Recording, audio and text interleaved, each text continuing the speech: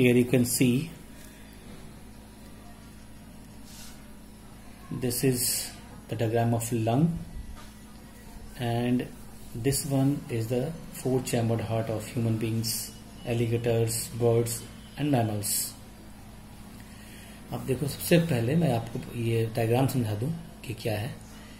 इसमें हार्ट आपको दिख रहा है, चार चैम्बर। This is one is left auricle LA, right auricle RA, right ventricle RV and left ventricle LV. So these are the four chambers. Human heart is four chambered, two auricles, left auricle and right auricle, and two ventricles, left ventricle and right ventricle, isn't it? Here is the lungs.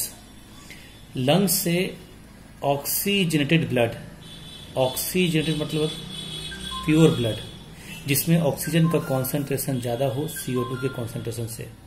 तो ये जो oxygenated blood है वो lungs से होते हुए पहुंचेगा कहाँ?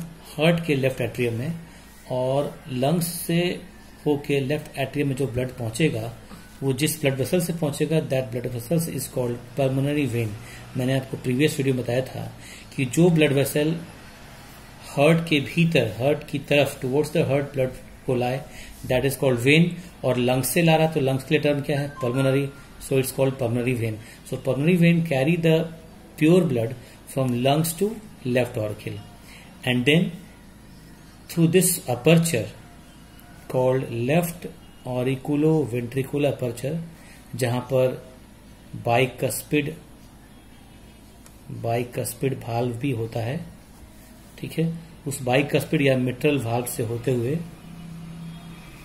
ये प्योर ब्लड चलाएगा लेफ्ट वेंट्रिकल में। ये एरो आपको दिख रहा है, लेफ्ट वेंट्रिकल चलाया, और जब ये लेफ्ट वेंट्रिकल कॉन्ट्रैक्ट करेगा तब ये लेफ्ट वेंट्रिकल से ब्लड चला जाएगा बॉडी में।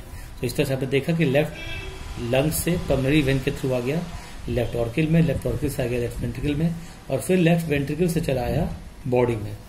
बॉडी में क्या होगी? बॉडी में जो ऑक्सीजन आ रहा है ब्लड के थ्रू, वो ऑक्सीजन एक्ट करेगा ग्लूकोज पर। This is the formula of glucose, C6H12O6।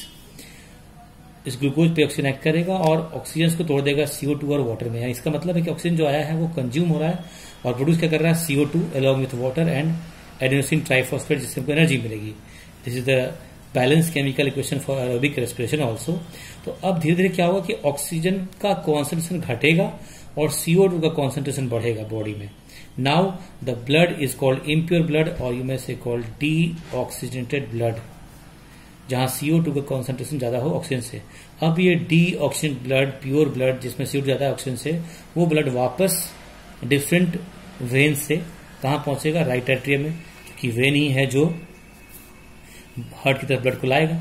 ठीक है, क्लियर है? ये मैं बताऊंगा बाद में कि राइट एट्रियम में कहां से आते हैं ब्लड।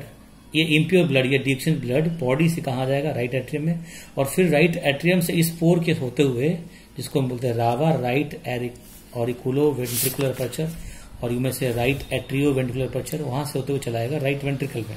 और राइट वेंट्रिकल से ये आपको दिख रहा है, ये राइट वेंट्रिकल से होते हुए चलाएगा कहाँ? वापस से लंग्स में for oxygenation, for getting more oxygen. और इस तरह से आपने देखा ड्यूरिंग वन कंप्लीट साइकिल 2 बार ब्लड आया। एक बार ब्लड आया लंग्स से प्योर ब्लड लेफ्ट ऑरिकल में थ्रू पल्मोनरी वेन, और एक बार ब्लड आया बॉडी से राइट ऑरिकल में, ठीक है। और 2 बार ब्लड बाहर भी गया हार्ट से through ventricle, ventricle pumping chamber है। लेफ्ट वेंट्रिकल से प्योर ब्लड, जो रेड दिख रहा है, लेफ्ट वेंट्रिकल से प्योर ब्लड चला जाएगा बॉडी में। बॉडी किसे बनता है? सिस्टम से। तो जो सिस्टम मिलेगा उसको बोलेंगे systemic aorta, AORTA, systemic aorta. और सिस्टेमिक एओर्टा से ये पहुंच जाएगा बॉडी में। फिर डिफरेंट वेन्स चला राइट ऑरिकल में, फिर राइट ऑरिकल से राइट वेंट्रिकल में थ्रू द स्पोर। यहां पे भी एक वाल्व होगा जिसको बोलेंगे tricuspid valve, what we call it, tricuspid valve. तो लावा के पास लेफ्ट ऑरिकुलो वेंट्रिकुलर अपर्चर के पास बाइकस्पिड वाल्व, और राइट ऑरिकुलो वेंट्रिकुलर के पास tricuspid valve.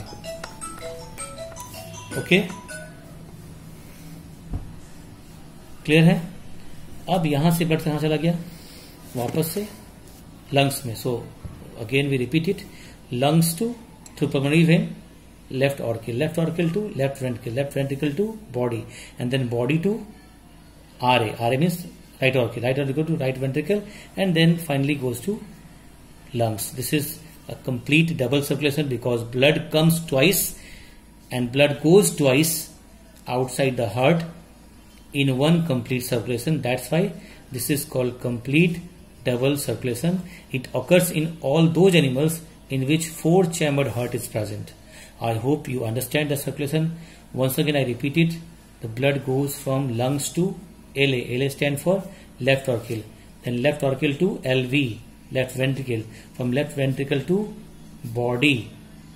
Clear? Body. And now from body to RA.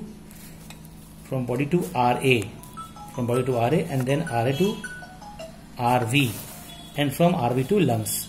Lungs to LA, LA to LV, LV to body, body to RA, RA to RV, and then to lungs. This is the route of blood circulation. I hope you understand.